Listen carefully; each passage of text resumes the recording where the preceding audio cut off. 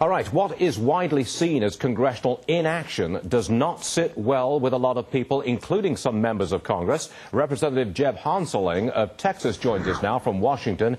He wants President Bush to call Congress back to work to vote, strictly, flat-out vote on oil drilling. Is that correct, Congressman?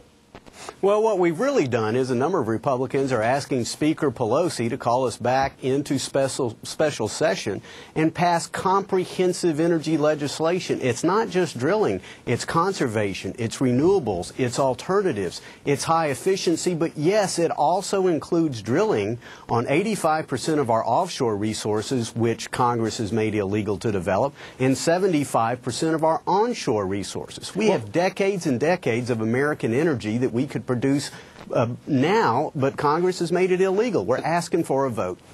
Yeah, I understand all of that. I just want your response to something that Democrats have said on this program consistently.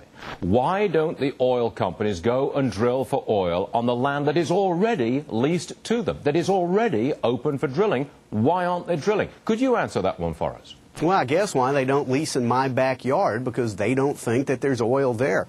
I'm not a geologist, a petroleum geologist, but what I know is, number one, they have worked a number of these leases, but more importantly, half of our proven reserves are in the Arctic section of Alaska that Congress has made it illegal to develop.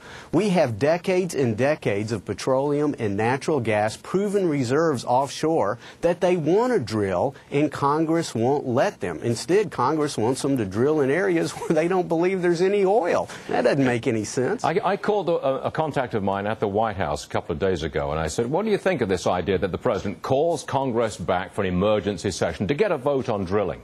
And my contact, speaking on background, said, that's not what the Republicans want. That's not what the President wants. They want the Democrats to have to go back for the entire month of August, go back to their constituents, have their feet held to the fire, be held accountable for the lack of a vote and the no drilling. So that the White House really wants to play the political issue on this, and you're probably not going to get your special session of Congress.